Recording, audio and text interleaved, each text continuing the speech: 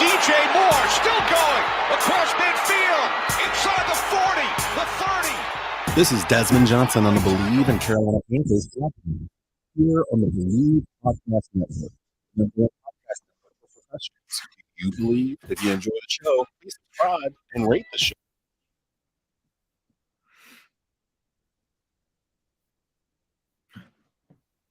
Yeah, I'm not sure what happened there, but welcome to the Bleav and Carolina Panthers podcast. I'm your host. What's going on? There's an echo going on. Oh, you know what? I figured it out. Welcome to the Bleav in Carolina Panthers podcast. I'm your host, Desmond Johnson, joined by Jonathan Stewart, the all-time Panthers leading rusher, and Schuyler Callihan, beat writer for the Carolina Panthers. That's my bad. I had a tab open for YouTube for this very episode. So as we're going through it, it's just running it back in the background. We're a bit discombobulated today due to the fact that the Pittsburgh Steelers basically came in to Bank of America Stadium wearing Carolina Panther mask, and basically were the Carolina Panthers yesterday. We'll get into the statistics. Panthers fall to the Pittsburgh Steelers 24-16 at home. However, for some reason, there's still a chance. The playoffs? Don't talk about playoffs. You kidding me? Playoffs? I mean, I'm sorry. I'm sorry.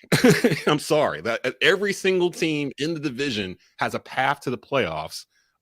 Thanks to what happened in the division yesterday. So we weren't the only ones that took it to the chin yesterday. We'll break down what that means, what needs to happen going forward. We still got meaningful football in December, y'all. So, keep your heads up high. Yeah, Pittsburgh came and punched us in the mouth, but we'll get into the reasons why they did so and if it's correctable in just a bit. Before we get going, though, a quick word from our sponsors at Bet Online. Football is back. Bet Online remains your number one source for all your football betting needs this season. You'll find the latest odds, matchup info, player news, and game trends. And as your continued source for all sports wagering info, BetOnline features live betting, free contests, live scores, and giveaways all season long. Always the fastest and easiest way to bet on all your favorite sports and events like Major League Baseball, MMA, tennis, boxing, and even golf. Head to betonline.ag to join and receive your 100% welcome bonus with your first deposit. Make sure to use the promo code Bleav, BLEAV, to receive your rewards. BetOnline, where the game starts and where we typically start on Monday. Of course, it is a Mailbag Monday. So buddy Brad Tippett chimes in. We'll have meaningful football in January also. That's a great way to look at it, Brad. You can chime in with your comments, your hot takes, anything you want to say about the game yesterday, anything you saw that you want to get an opinion on, you can do so on Mailbag Monday here on Bleav in Carolina Panthers. Darrell Mason, tough loss yesterday. Run game couldn't get going. Steelers is just the one team that has our number. Shout out to Burrow for doing us a huge solid. McAdoo probably should be on the hot seat. I think we should be thanking Tom Brady, not Joe Burrow. I'll watch that game. The Bucs just exploded. Like, I don't know what in the world. It was like four straight. Tom was fumbling, throwing interceptions. He's doing it all, man. Like, come on, NFC South. Come with us on this journey in December together. Let's do it all together, because Tampa could have just put a stranglehold on this division over the past 2 weeks. And I will say, if they had one more minute left, they could have won that game. Tampa. I mean, and then Atlanta they fell to the Saints. That was the one that we needed to kind of happen too, to keep everything even keel. Otherwise, the Falcons would have been in first place this morning, if I'm not mistaken, if they had won that game. So this is the wild NFC South, man.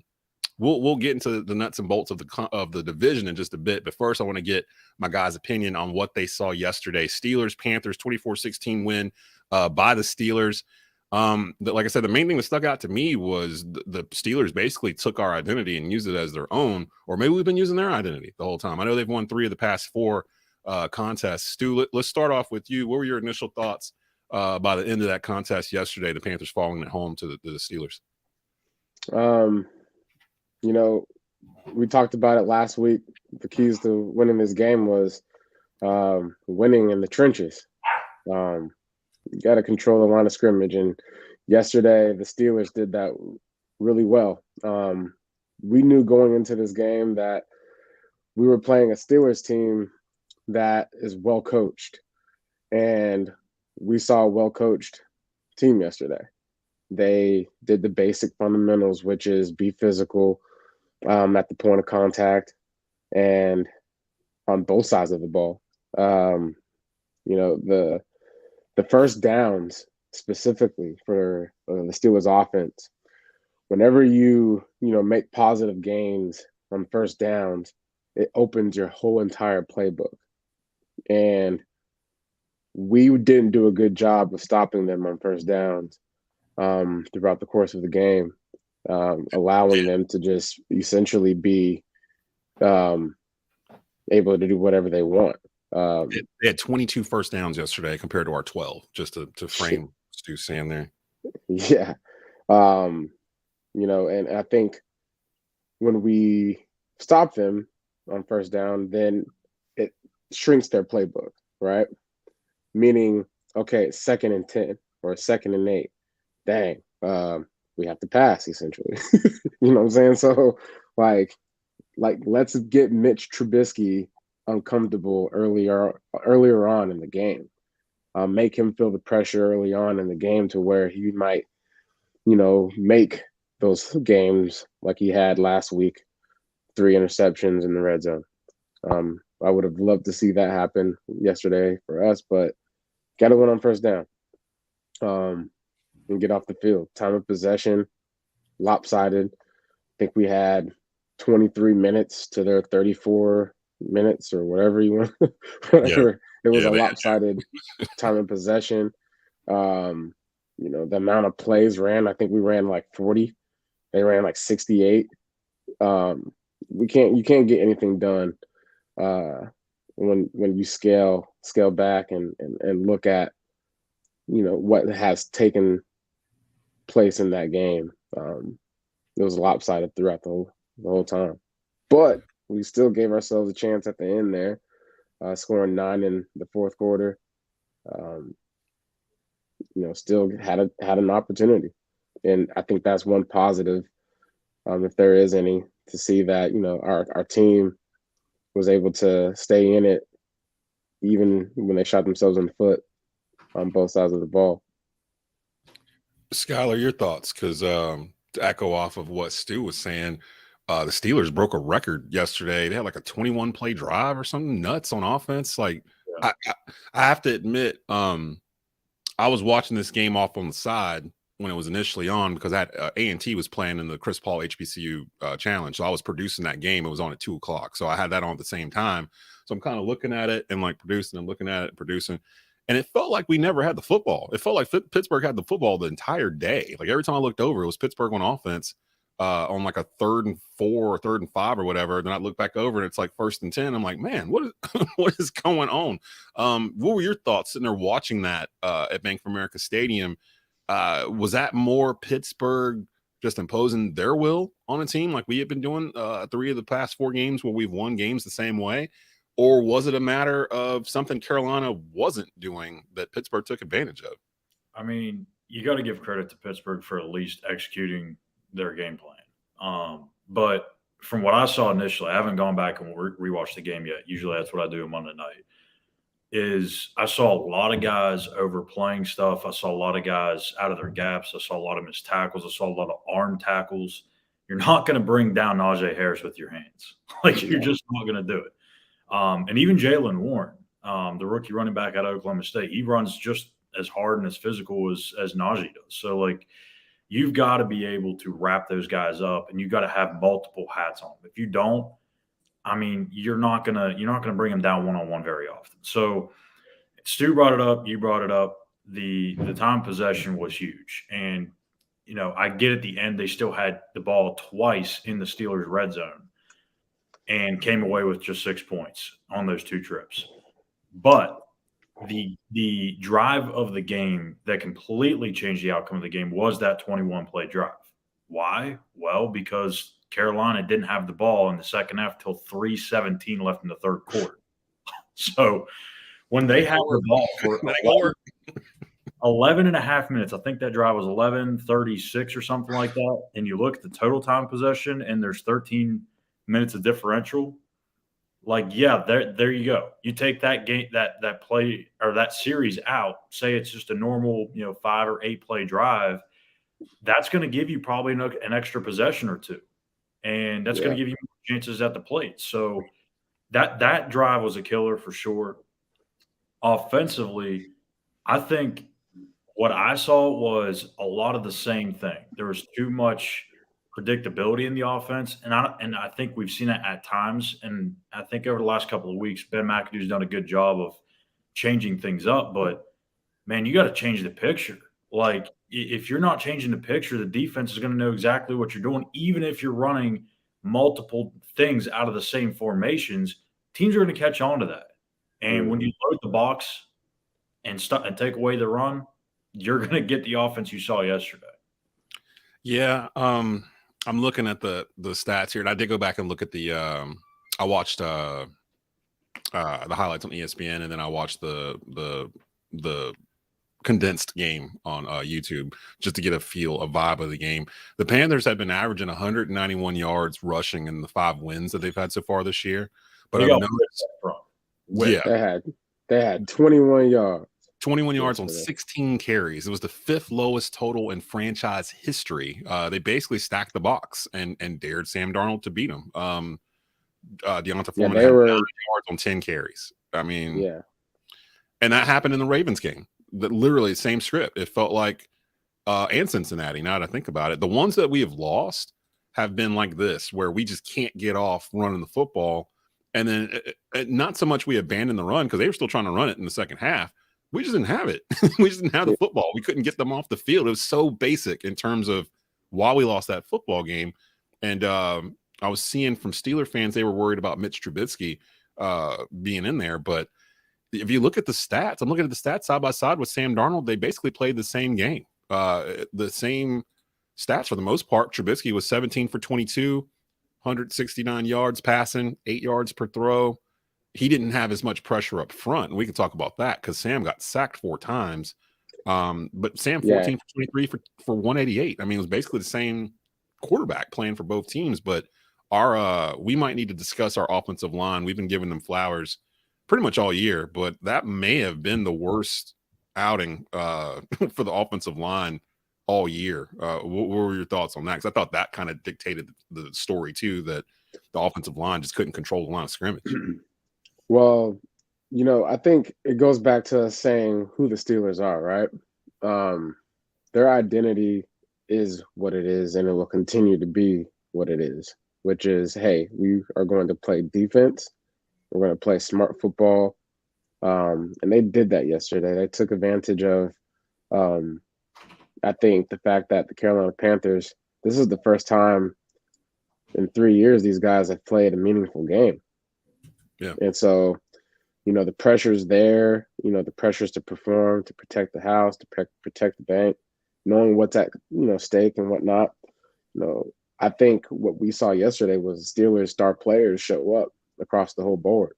TJ Watt, he's playing with a messed up chest or pec, whatever his situation is, but it's not an excuse for him. You know what I'm saying? He went out there and he showed up. You look at Alex Highsmith, a Charlotte local guy, right? He played here at the university. He took advantage of the moment of being back in Charlotte, and he played well. Just showing up and making plays. Cameron Hayward, first of all, wow, right? He's not a good player. He's a great player because he shows up, for like the last decade. Like, you have guys on a roster that you can't just, put on the back burner. You can't just say, oh, we'll show up and we'll run the ball, we'll run duo, we'll do what we do, and they'll lay down. No, it's not the case. This needs to be an opportunity to learn that this is NFL. Like, these guys get paid, and there's guys on the other side of the ball that have made a legacy. They've made a living on what they do and what they do best. And we saw that yesterday out of their star players. Deontay Jackson, or Johnson, not Jackson, the receiver. Yeah. I mean, he got 10 targets and he caught all 10. Okay. So, I mean, I don't like if there's a bad time to play an opponent. I mean, I guess there really is. If there's a good time, there's a bad time. But I think this was actually a good time to play a team like Pittsburgh because it can kind of humble you a little bit. You know what I mean? Mm-hmm. Going through this good word. mowing through people and you're physically imposing your will on every team that you play, and then you play a front that has Cameron Hayward and TJ Watt and Alex Highsmith. Like, they've got some dudes in that front seven, and it kind of humbled them a little bit. And you look at the rest of the schedule: Detroit, Tampa, New Orleans.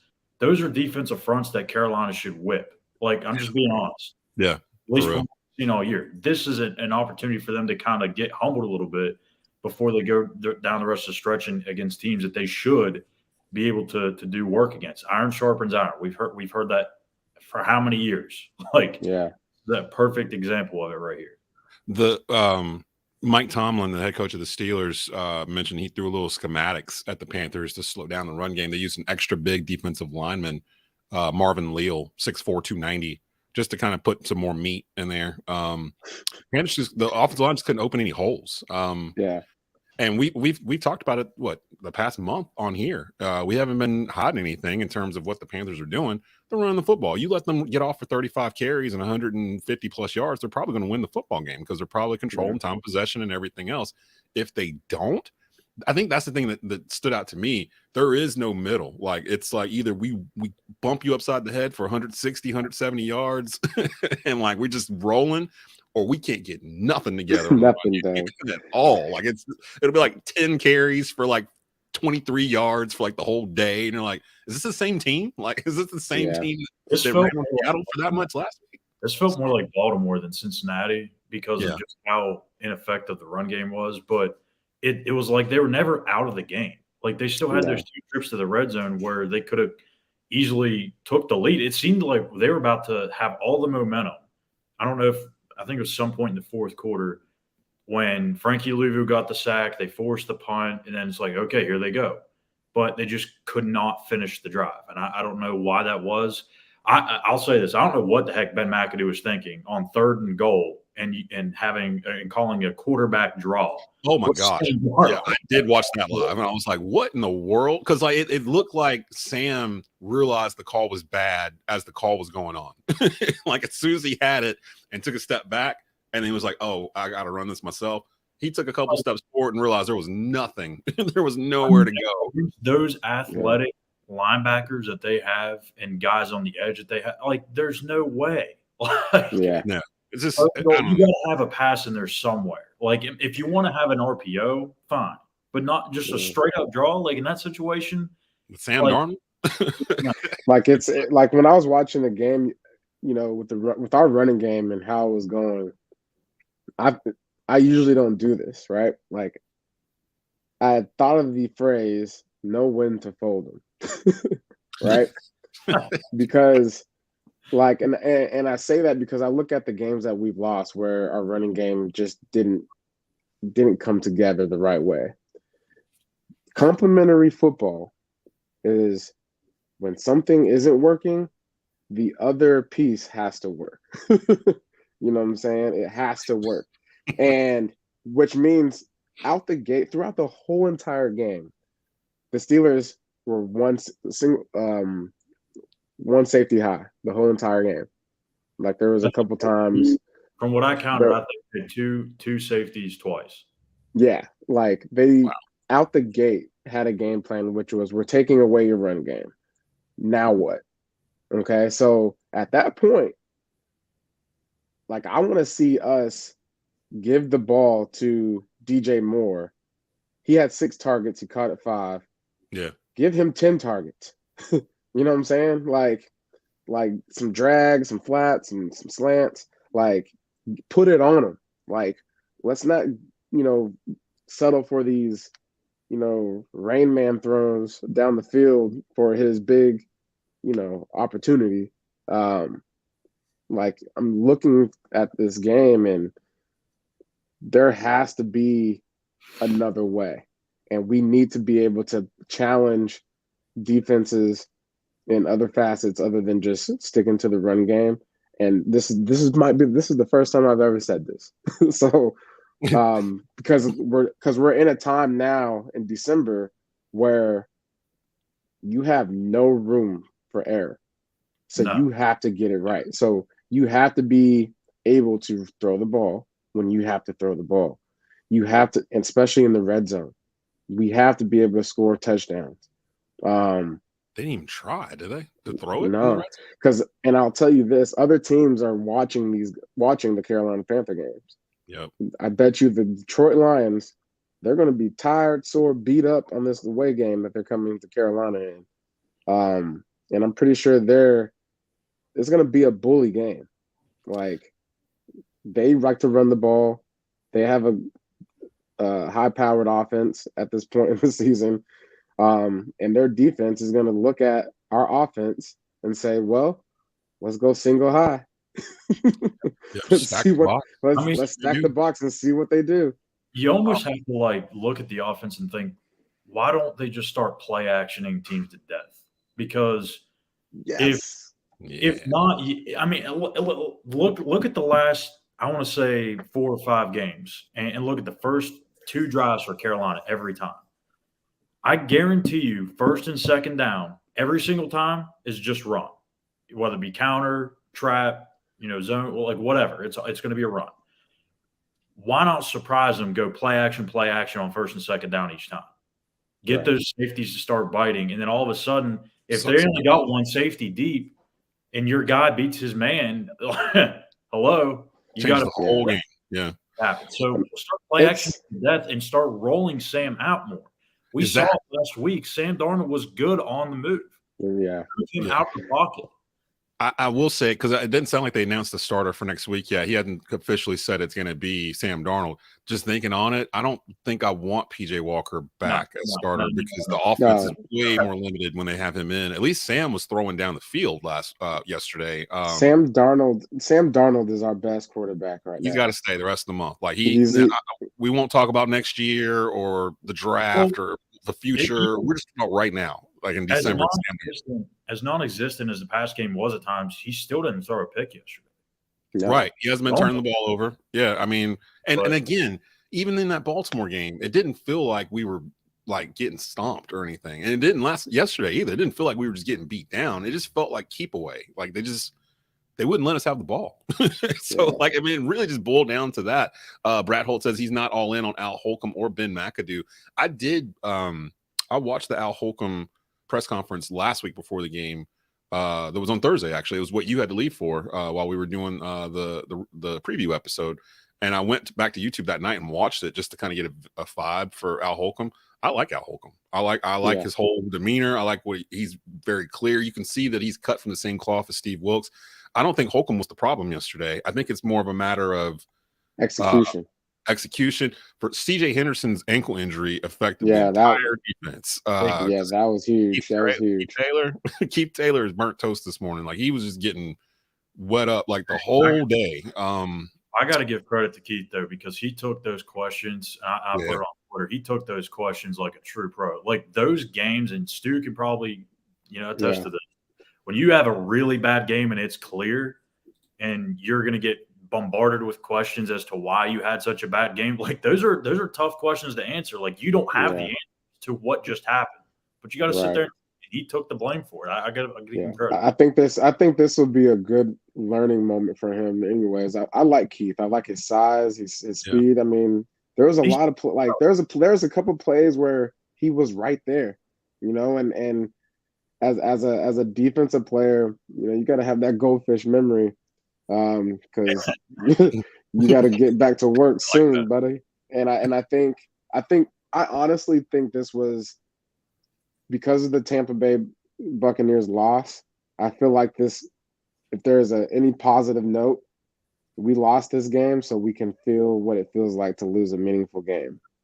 And so earlier in the year too about like having the injuries happen when they happen. Well, maybe this is the perfect time for CJ to go down, because if you're playing for your playoff life in week 18, CJ Henderson goes down in the first quarter. Keith Taylor's got to go in there and have hardly no experience. Now he's going to have this plus 3 other weeks to build off of. Right. Yeah, that's true too. we'll see if these other teams take advantage of what Pittsburgh kind of unlocked yesterday. I mean, again, if we're not going to change it up, like Schuyler said, and do some play action or RPO or just something to give them a different look, just stack 9 in the box and just dare them to try to run through 9 guys. Because if you think about it, man, our first down success rate in games that we have lost, like, it's been terrible. And so, which really makes you predictable as an offense. If a team really wanted to dial in and study the Carolina Panthers, they'll look at all the second and third downs when first down didn't go well. And I'm pretty sure everything will match up, and it will just become a shrunk. Like, it would just shrink in the sense of what we do on those downs. So which is easier to prepare for. One of the coaches I had in high school, and I didn't really think of it like this when I played, but when you start to really dive into what he said, it kind of makes a lot of sense. When you fail on first down, doesn't matter if you get no gain or you lose yardage, it essentially becomes third down on second down. Right. Because you're going to have to throw the ball. And when you play behind the chains and you're automatically having to throw and the team knows it, I mean, you're putting yourselves in a terrible situation. And I don't know. We're not even doing that, though. We're still running the ball when we're behind on first down. That's And then that's the problem too. But that's the predictability, though, right? Yeah. All right, so we're just gonna still be one high, single high. Hey, run through those 9 guys. You stay in the middle. Stay in the middle. Everybody, stay I up here. Play action, or if it's doing some screens or some rubs, like, you've got to get guys open. If they can't get open, find a way to get them open. And like I said, maybe that's rubbing, Shi Smith or Terrace Marshall into somebody to where it frees open DJ Moore. I don't know. DJ can win his own battles, but when he's the only reliable guy right now in this offense, or the only consistent guy, there's going to be guys that are going to be they're going to be pressing him, number one. They're going to have a safety over the top, number two. That only safety is going to be on DJ's side. So you've got to be able to get him open. We got to get him. I want to see him more, DJ moving more pre-snap. If we get him moving more pre-snap, that will mess up the defense. Kind of like what they're doing with Chenault. What they're doing, they're doing that jet sweep thing with Chenault, either left or right or whatever, kind of just to get them moving. You can do that. Just get him moving, because yesterday he was DJ Moore's our best offensive player. Yeah, cool. I would agree with that. So right now in December, we need the ball in the hands of our best players. DJ Moore should have 10 targets. Brad Tippett brings up a good observation here. Do you think our style of offense just doesn't work against a 3-4 defense? I feel like there are always issues against the 3-4. Baltimore was a 3-4, wasn't they? Yeah. They're 3-4 multiple, but I don't really think it has anything to do with the scheme. It's just making the plays, number one, but number two, like, you have to change the picture. Like I said, you can't have a clear picture for defense and expect for it to work. You have to muddy that thing up, like Stu said, get some pre-motion movement and put, where was the Arby's package yesterday? Yeah, where was the meat? We never. Where was the Arby's package? Where was Cade Mays? I don't even know if Cade Mays logged any snaps yesterday. Like, give them some weird-looking stuff. Even if Cade Mays is in the game, I don't know. I'll have to go back and try and figure it out. I'm pretty sure every time Cade's been on the field, it's been a run. Why not play action that thing and send DJ deep downfield? Because if Cade's on the field, they're going to know it's a run. You know what? You mentioned the 21 play drive from earlier being the difference in this game. And if you look at the stats, that's literally it. Like, I feel a little better about it today looking at everything, because, like, you know how it is at the end of a Panther game when they lose. You're kind of like, oh, man, we're horrible. We can't do anything right, blah, blah, blah. You're all kind of down on yourself. And then, like, you get a night's sleep and you kind of look back on everything, maybe review some tape. And I'm just kind of looking at the stats. Literally, it was that drive. That 21-play drive was the difference in this game. And if you look through the stats, you see how Pittsburgh's numbers were off of that 21-play drive. Like, if that drive didn't exist, Carolina might have messed around and won this football game somehow. But Pittsburgh did what they did. How about Marcus Allen literally gifting the Panthers free points when he came into the huddle? Yeah, number 27. I want to call him by his name. Number 27. Pittsburgh was one of the 27. most undisciplined teams we have come across this year. They had a couple of bonehead penalties that just kept drives alive for us. Let's talk about that, DJ. Well coached, but undisciplined. Didn't make a any bunch sense. of fools out there. So, Yeah. so Steelers fans, I want you to know something. They well coached. You just got some knuckleheads on your team. That's the reason why that's the reason why you are where you are.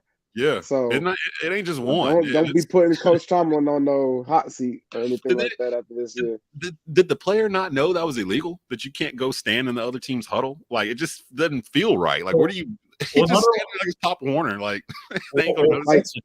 Coincidentally, not only did they have an unsportsmanlike on that, but they had the unsportsmanlike on the opening kickoff of the second half that put them at the 9-yard line on that 21-yard or play drive. Yeah. So they're kicking themselves in the back just to make it work, and they still were doing it. I don't know. Like, every time, like I said, I would look over, it was like the Steelers have some dumb penalty, like a lot of unsportsmanlike contact, like after the play was over, taunting, the weird huddle thing. Like, they gifted Carolina. You're right. They kept Carolina in position because that was 4th down on one of those, right? Like, they were getting ready to punt. 27. Yeah. 4th and 27, and not even in field goal. Johnny Heckler is about to trot out there because they weren't even in field goal range. And then, next thing I know, it's 1st and 10 Carolina. I was like, what? Cam Hayward sack. Alex Highsmith sack. 4th and 27. Yeah. And this fool had to go into the huddle and be like, let me get y'all first. Smiling. Like, the whole time, smiling, standing there like, hey, you guys, what's going on, man? What's up? I was just somebody come get y'all look. Somebody come get y'all look, brother. What's wrong with him? Let's talk about these third down efficiencies right quick, too. All right. Because this is a problem, right? 12 of 16. 12 of 16. Oh, my God. It's not gonna work. And it goes back to that drive in the third quarter. But my goodness, boy, like I don't know if I've been a part of a game like that. I probably have. Who knows? Or just snowballs, and like you just can't get them off the field. I mean, we rushed the ball 16 times, 16, and it's almost like it's dawning on us right now as we're talking about it. I'm thinking back over this game, and I'm finding my answers as I'm going through this talk with y'all. But 16 carries. Whose fault is it? It's not. It's the third down. Is it the third down's fault? See, you sound like me. You woke up Monday with blame on your heart. You wanted to blame somebody. Somebody had to be responsible for this. Like, this couldn't just magically happen. Someone intentionally caused this to happen. And it's not like they passed the football in exchange for a whole bunch of attempts. It's just that we could not convert. We have to convert. These third downs. We need to win on first down, first of all. And if we don't win on first down, we better get active with DJ Moore. We got to find a way. We had 0 rushing first downs yesterday. We had 10 passing first downs, but 0 on the ground. Meanwhile, the Steelers had 9 passing first downs and 13 rushing first downs in the game yesterday. You know how you can easily tell that Pittsburgh just whipped Carolina up front? Mitch Trubisky had 2 quarterback sneaks of 5 yards. Oh, and he almost popped one. Yeah. He almost popped 2. The 2 of them, he almost popped. Like, I was like, wait a minute, that's a 5-yard game. That thing over. Oh, man. Point of contact. You got to win at point of contact. Willie Smith, Bleav in Carolina Panthers super fan. Thanks for joining us this morning, Willie. He says, good morning. My thoughts before the game. Panthers would have had to play Steeler football better than the Steelers, control the line defense and offense. We didn't do that. And you're right. I mean, we said that Thursday. Like, we got to be the Steelers, basically, going in. Like, traditionally, the Steelers have been like that for as long as I've been alive. And I don't know why people count Mike Tomlin out. I mean, I don't know if they can. Well, he won't finish above 500 this year because they're. No, they can. They went out. So he can still. He still got a shot if he wins out. I would not count that man out. Mike Tomlin, one of all-time great. Mike Tomlin, the Steeler way. Yeah. I mean, and I know some folks. I saw toxic Panther Twitter come out yesterday after the game. I know they were waiting for a loss or something to happen to flip the switch back to, we back in the quarterback sweepstakes. I don't know about Coach Wilkes. I don't know about this. I don't know about that. Man. It's Like, one game. It was one game. Just a bunch of bums. We're still, like I said before. Playoffs? Don't talk about playoffs. We got to. You kidding me? No. Playoffs? We got to Steve, talk about it. This was Steve's his post game message to the people in the press conference. He's like, I don't want anybody in this building to say playoffs or talk about playoffs. Right. I heard Steve. I'm not in the building, so we're gonna talk about playoffs a little bit. Yeah, they listen as a player, you cannot look ahead. You can't. No. In December, you cannot look ahead. But we're not players. As fans, right now. we can do it. We can do it. We might not want to talk about it, too often, but we can think about it. We can talk about we talking about it because that's what we have to look forward to. But I just want to talk about some pop. Let's get some sugar today to some guys. Shout out to Shaq Thompson and Jeremy Chin. The way they were flying around yesterday, that was I at least we saw those two guys, Frankie Louvu, guys that just are flying around, getting Brian Burns. Brian Burns got it wasn't perfect football by any means, but those are the things when you have a game like this and you have your star players and you see them on the field making plays and trying, to their best to will an advantage against their opponent. I saw that out of those guys yesterday. 14 tackles, 12 tackles. I think Frankie Louvu had 8. Xavier Wood. The DBs, that secondary was getting a lot of work yesterday. So I didn't expect that from Trubisky tossing it around. This week, they got to make sure they, lick their wounds, heal up, because it's a short week. It's play on Saturday. Christmas Eve. So they play Saturday. I just saw it on ESPN. I thought we were playing Sunday. What time do they play Saturday? 1 o'clock. 1 o'clock. Okay, because I got a Christmas Eve party going on at my house at 4, or 5, or whatever time it is. So hopefully the Panthers make that thing nice. Yeah, there's gonna be a whole lot of drinking at that Christmas Eve party if they lose. So we gotta figure out this out. So it's on the back of everybody's mind, and I've mentioned a couple times already. Nothing changed yesterday because of what happened around the conference or the division in terms of we woke up Sunday having to win out. And we control our playoff destiny. We lost the game, but because of what happened around the division, we win out. We control our playoff destiny, and we'll win the NFC South. The only difference now is that they would win it sub 500. They'd win it at 8-9 instead of 9-8. Which does that bother either one of you if that happened? No. Thank you. It doesn't bother me at all. Whatever. Nah. it's the new 500. Yeah, just get in, and you're hosting a playoff game. So there's only been 3 teams that have made the postseason with a losing record since 1982. The Commanders did it. The Commanders did it in 2020 at 7-9. The Panthers did it at 7-8-1 in 2014, and the Seahawks were the first to do it in 2010 at 7-9. The Seahawks and the Panthers both won their playoff games in those years. The Commanders lost to Tampa Bay, Tom Brady, and the Bucs 23-21 in the first round. The Bucs went on to win the Super Bowl. The Bucs are the only team in the NFC South that can still win the NFC South with a winning record, and they have to win out to do that. They are at 6-8 right now. The rest of the division is at 5-9. The Bucs, just to frame this all up for everybody, they're at Arizona versus Carolina at home, and then at Atlanta to finish the year. The Panthers, I'll be honest, I'm kind of looking at the Panthers like they're the only ones that have an excuse, really, as to why their record is what it is. Like, they fired their coach mid-season. They traded off their best player a week later, a starting wide receiver same week. They have reasons as to why they are where they are. I can't come up with those reasons for Atlanta, New Orleans, or Tampa Bay, because you guys. I can tell you why Atlanta's got excuses, because they suck. Yeah, they're terrible. They're garbage. They're garbage. Bad. Garbage. But somehow they're in the same exact spot we are in terms of, now it's a little bit harder for Atlanta to get there. Atlanta, they'll get eliminated from the wild card contention if they lose next week. but they remain alive in the division race. They play at Baltimore, home versus Arizona, and then home versus Tampa Bay.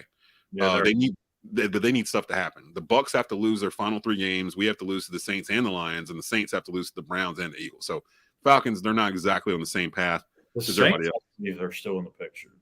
The Saints can make the playoffs at 7-10 as long as they beat us. They would need the Bucks to lose their final 3, us to lose to the Lions and Falcons, or the Lions, and then the Falcons have to lose to either the Ravens or Cardinals. So us and Tampa Bay are still the only ones where win and you're in. You win all 3, you win the division. Tampa, you win all 3, you win the division at 9-8. We win all 3, we win the division at 8-9. And it makes it where those 2 games at the end, we have Tampa Bay and New Orleans, now are like the most important games of the year for us. Well, really, the most important game of the year is the next one, and that's Detroit. Because if we lose to Detroit, none of this really matters. Neither one of those 2 teams are going to win out. That's a scenario. I have no idea what happens then. Then it's like a 7-10 team is going to win the division, and it's like whatever. I mean, neither one of those are going to win out. My friends want me to be like, they want me to go around saying my Panthers suck. If we win the division with a sub 500 record, we suck. And I'm not going to do that. I'm not going to say that. They're still a division winner. I don't care if they were 5-16 and won it or whatever. They're still the better team in the division. The division might be crap, but we all know that. We all are aware. This isn't new. Like, we've known this all year. They've played 500 football, the whole division, the whole year. So we've all known whoever came out of this division, 8 wins, 9 wins, is probably going to win it. And that's where we're heading. Who would they be hosting right now? Would it be Dallas? I think it's Dallas. Yeah. Yeah. And Dallas could drop 45 on you one day and then come out the next week and only score 17, and you're like, what the hell's going on? So it's the NFL. That would now, that's the Disney movie right there. We win the division, you host Dallas, you beat Dallas in a playoff game, Steve Wilkes smack them right upside the head. Yeah. That's the only scenario. Let me ask y'all this, because I was thinking about this last night. Does Steve Wilkes have to win this division to become the full-time head coach next year? I don't think so.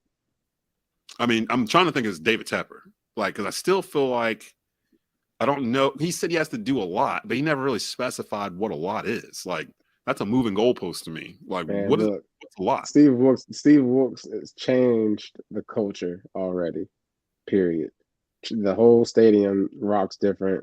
People talk different. I mean, that's a lot. There's more respect now. There's a certain level of respect to what the Panthers are doing now nationally that wasn't there with Matt Rule, where people were kind of talking behind our backs. Actually, not even talking behind our back. They're talking to our face. Like, hey, hey, you Panther fans, shut up.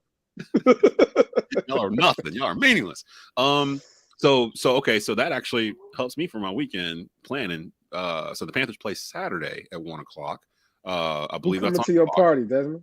Come on through, man. Come on. My wife hooks up this Christmas punch. We're doing the white elephant game where you can give away something. What kind of stuff in there? Vodka, gin, what? Oh man, tequila, bourbon, whiskey.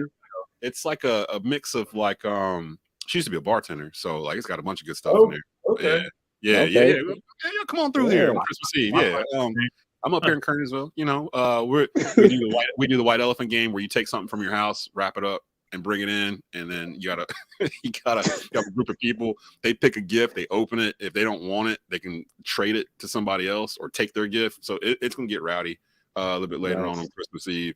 But like I said, I still feel okay.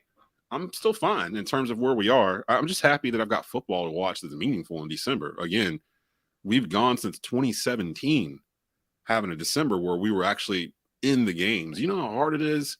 Stu, you weren't here last year, but me and Schuyler went through it last year.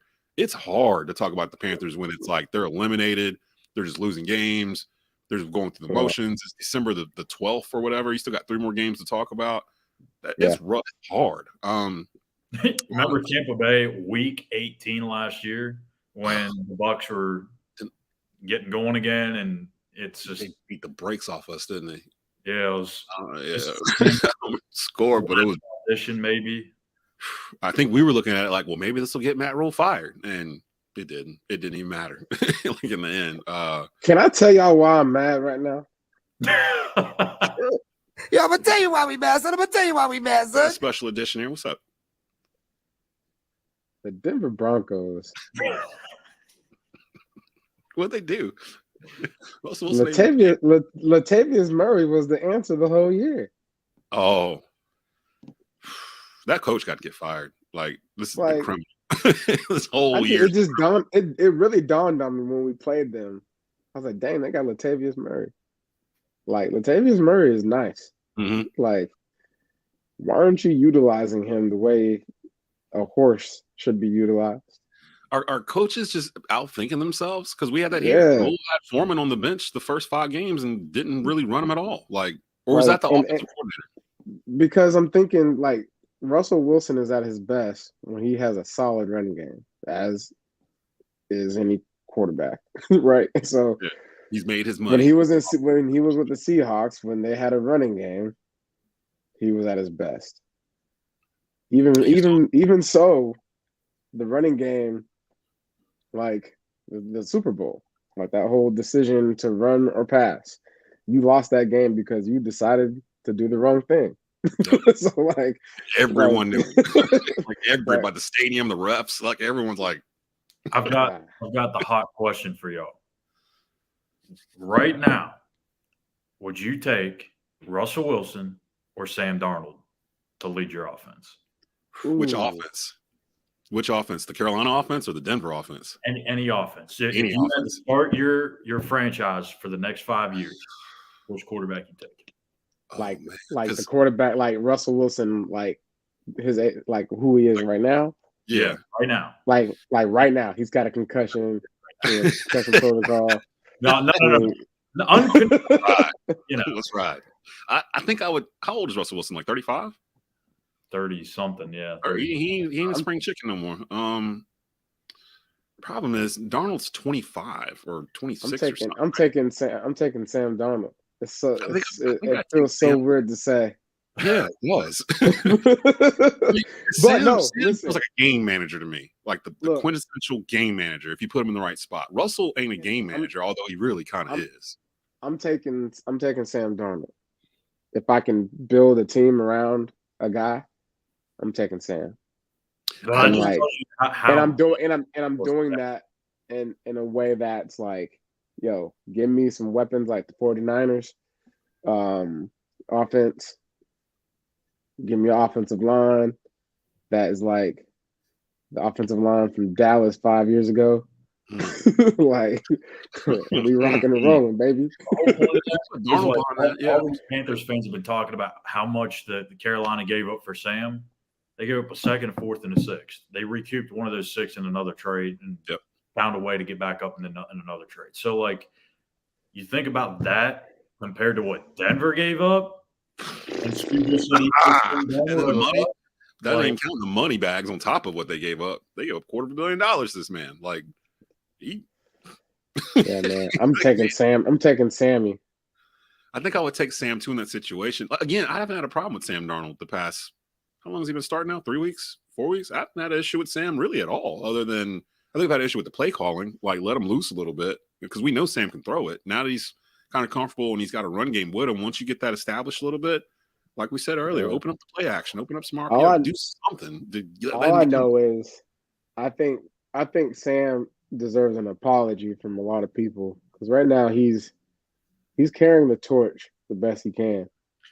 I mean, in this moment, in this time of the season, you know, we play meaningful games and we got a quarterback that we feel good about to turn the TV on to watch.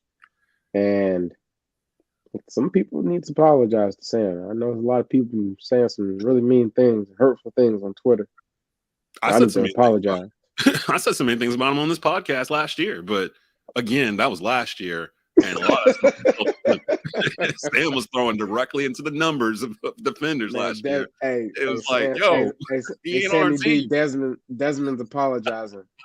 He's sorry. I mean, I've been giving Sam his flowers this year. Actually, like I just said, I'd rather see him than PJ Walker back out there again. Like, you put PJ out there, to me, it's like waving a white flag. Like, we can't do some of these things, so we're just gonna put PJ back out there again and just punt on the season. With Sam, you still have you kind of have a shot in terms of we haven't seen Sam Darnold's ceiling, really. Like, what's the best Sam Darnold game you can recall that he had? You know, like, Is there a standout game where Sam just put it on somebody? I mean, I'm trying to think in that 3-game stretch last year. Maybe that Arizona game. No, they struggled a little bit after McCaffrey got hurt. He did play bad. Well, no, I wouldn't say bad. He had those 2 pick sixes or 2 bad picks against Dallas, but he was partially the reason why they came back. Yeah. Or even in, I can't remember how that game shook out, but it was either in that game and then New Orleans last year, he didn't play bad. I mean, he's had some moments. You've seen it. It's just not all come together. I guess not play bad, but is Sam the type of quarterback that can bring you back 2 scores down? Like, is he that guy? Is he the guy like a Pat Mahomes, a Josh Allen? Not to say talent level, but just I'm about to say, boy, what you talking about? No.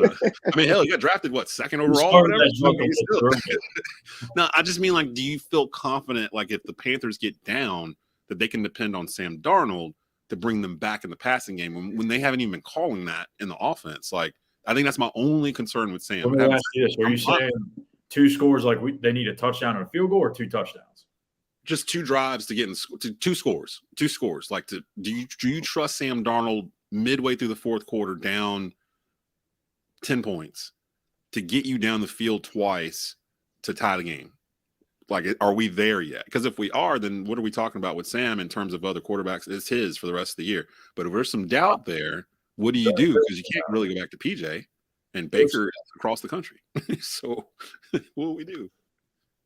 Is that time we call Cam? Is that what we call Cam? It's like, hey. I felt good about it. I felt good about him yesterday. I did too. It's just we didn't have time, bro. Yeah. And I think the pocket. What I would like to see is like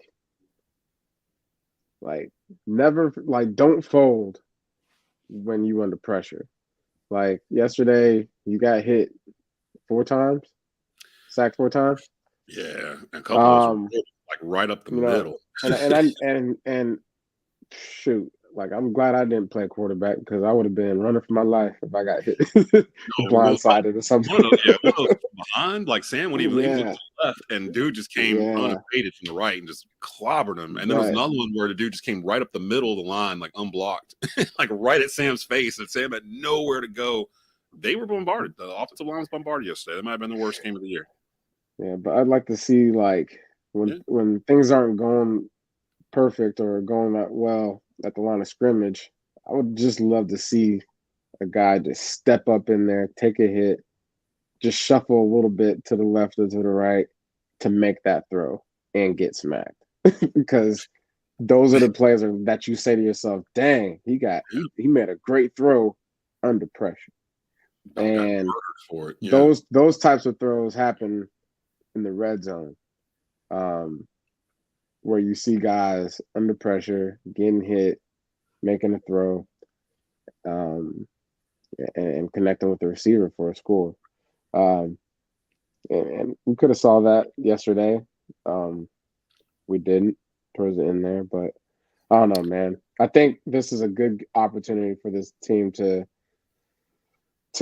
grow. Because, I mean, every game, every week, there is an opportunity to grow and learn. And I think this is a great opportunity for the Carolina Panthers to, find out who they really are. The Detroit Lions, we'll talk about them later this week, but they're a team, essentially, they are who we want to be. The way they've been playing the last 7 games? What win streak they're on? Are they on a 6-game win streak? Or 7? 6 of the last 7, they've won 3 straight. Yeah. Okay, gotcha. So they won 6 of the last 7. Yeah, so I mean that is essentially what good teams do. They win. So I mean, Detroit Lions coming in here 7-7, they're a good team. And if you want to go to the playoffs and not just go to the playoffs, but win and build on the culture of winning within that organization, this is a good matchup. And we'll see. So we'll preview that. That's a good place to stop there. We'll preview Panthers versus Lions. That's Saturday at 1 p.m. on Fox.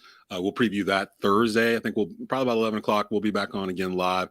It'll be Tell Them Why You're Mad Thursday, Open Mailbag. So join us in there. You can watch the content on youtube.com/@Tobacco Road Sports Radio. The audio will be up here shortly through the Bleav Podcast Network. All major podcast platforms, you'll be able to stream that throughout the week. We'll be back this upcoming Thursday to preview Panthers versus Lions. And like I said, the NFC South is wide open. One of these teams is going to the playoffs. The playoffs? Don't talk about I don't know playoffs. You kidding me? But we're one of them. Playoffs? We could possibly do this. And for those out there that say, oh, but you'll go as an under sub 500 team, we don't care. So what? You go away. We don't want to hear that nonsense. We just want to keep playing until the season is over. So just what were you about to say, Stu? Yeah, I was just going to say, haters gonna hate. It's not our fault that this is how this whole playoff thing is designed. That's the way it is. If you can get into playoffs at 5-0, I guess 5-12. Game. It messes me up. Yeah, they added the extra game like five. If you can go to the playoffs at 5-12 and still go to the Super Bowl, yeah, go. Everybody's 0-0 as soon as the season's over. Care what you think. I'll tell you what. what. I don't care if you don't like my ride. You don't like my Pinto.